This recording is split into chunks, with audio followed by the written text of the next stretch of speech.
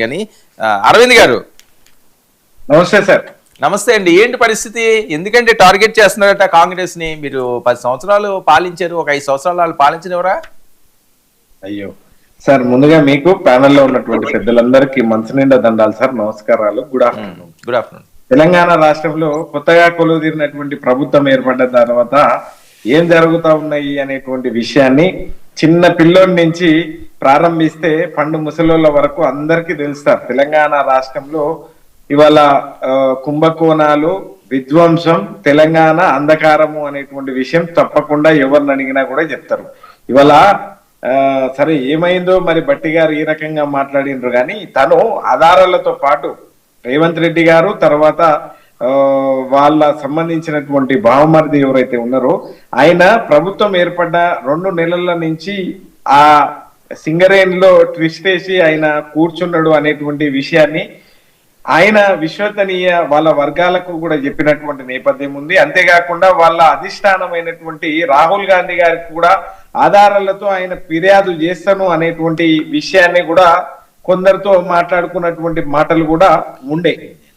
సరే ఏమైంది, ఎట్లా జరిగింది, అది ఏ విషయంలో ఉన్నది అనేటువంటి విషయం ఇప్పటికే క్షేత్రస్థాయిలో ఉన్నటువంటి తెలంగాణ ప్రజలందరూ కూడా ఇవాళ తేట తెల్లం జరిగింది. ఇవాళ ఆయన బావమరిది సుజన్ రెడ్డి గారు దీంట్లో అవినీతి జరిగింది అనేటువంటి పద్ధతిలో 7 సార్లు కూడా టెండర్లో వాయిదా వేసిండ్రు అనంటే ఈయనకు అది కట్టబెట్టేటువంటి ప్రయత్నంలో ఉండే అక్కడ సంఘాలు కూడా ధర్నా చేస్తున్నటువంటి నేపథ్యం చాలా స్పష్టంగా కనపడ్డది. సార్ ఇవాళ ఆ ప్రస్తావన బీఆర్ఎస్ పార్టీ తీసుకొని వస్తే హరీష్ రావు గారిని కక్షగట్టి నోటీసులు ఇచ్చి ఆ రోజు పొద్దున్న మీడియా సమావేశం పెడితే సాయంత్రం ఆయనకు నోటీసులు ఇస్తారు, తెల్లారి ఆధార్ కమ్మని చెప్పి అంటారు. ఎప్పుడు ఎన్నికలు వచ్చినా లేకుంటే ఎప్పుడు ప్రజల డైవర్షన్ని మళ్లించాలి అని అనుకుంటే నిజంగా మేము అడుగుతున్నటువంటి మాట ఏంది అని అంటే ఈ రాష్ట్రంలో అవినీతి జరుగుతా ఉన్నది. ఈ రాష్ట్రంలో ఇవాళ అనేక కుంభకోణాలు జరుగుతా ఉన్నాయి. ఇవాళ సాక్షాత్తు కంచె గచ్చబోలికి సంబంధించినటువంటి విషయంలో 10,000 కోట్లకు పైగా అవినీతి జరిగింది అని చెప్పి ఇవాళ కోర్టే ఒక కమిటీని అది చేసినప్పటికీ కూడా ఇట్లా అవినీతి పరంపర కొనసాగుతా ఉంటే తెలంగాణ రాష్ట్రంలో ఈ విషయాల పైన అరవింద్ గారు ఒక్క విషయం అండి, అవినీతి అన్నది ఇంకా రాజకీయ నాయకులకు 1000 కోట్లే మాట్లాడుతుంటారు. మీరు 10 సంవత్సరాల్లో 1000 కోట్లు 1,00,000 కోట్లు తినేశారని వాళ్ళు అంటారు, వాళ్ళు అవినీతి చేస్తున్నారని మీరు అంటారు.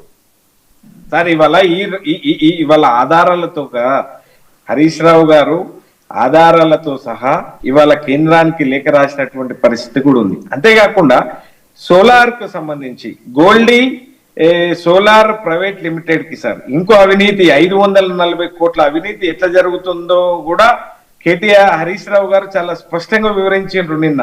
ఇవాళ సోలార్ పవర్ కు సంబంధించి అది ఏ రాష్ట్రమైనా కావచ్చు సార్, ఇక్కడ మన తెలంగాణ రాష్ట్రంలో సింగరేణి భూమి ఇస్తుంది.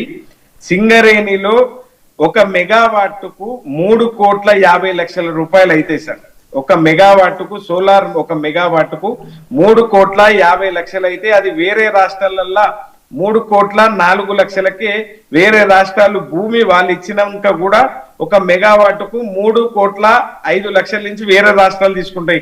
అది మహారాష్ట్ర కావచ్చు లేకుంటే జార్ఖండ్ వేరే రాష్ట్రాల లోపల. కానీ మన రాష్ట్రంలో ఇవాళ భూమి కూడా సింగరేణి ఇచ్చి ఇక్కడ 3,50,00,000కు 1 మెగావాట్ కొనుక్కొని ఇవాళ వాళ్ళు టెండర్ లో పెట్టినటువంటి అది ఎంత అనంటే 2 కోట్ల ఇంకా అదనంగా వాళ్ళు ఎంత పెట్టినరు అంటే ఓవరాల్ గా 1 మెగావాట్ కి 5,04,00,000 రూపాయలు 1 మెగావాట్లు వాళ్ళు ఎక్కువ పెట్టినటువంటి నేపథ్యం ఉంది. అంటే మొత్తం సోలార్ గోటి సోలార్ దాంట్లో ప్రైవేట్ లిమిటెడ్ లో వీళ్ళు పెట్టినటువంటి టెండర్ లో ఓవరాల్ గా 107 మెగావాట్ల టెండర్ పెట్టినరు.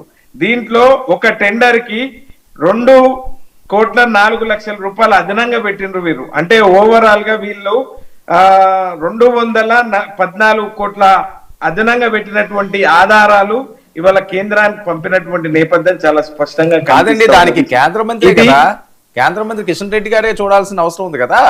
ఎస్, తను తొలిసారి ఇన్ని సంవత్సరాల నుంచి తొలిసారి నిన్న ఆయన దానిపైన మాట్లాడినటువంటి మాటలు ఇవన్నీ కూడా మీరు అందరూ కూడా గమనించారు కాబట్టి తను ఎవ్రీథింగ్ కూడా అంటే తెలంగాణ రాష్ట్రంలో నిజంగా నేను ఏమంటా ఉన్నాను అంటే ఇందాక కాంగ్రెస్ మిత్రుడు ఏది చెప్పకుండా ఇవాళ బీఆర్ఎస్ బీజేపీ ఒకటే అని చెప్పి మాట్లాడితే అదేదో ప్రజలు అంటే ఇట్లా ప్రతి అంశం పైన ఇవాళ డైవర్ట్ చేస్తా ఉన్నారు.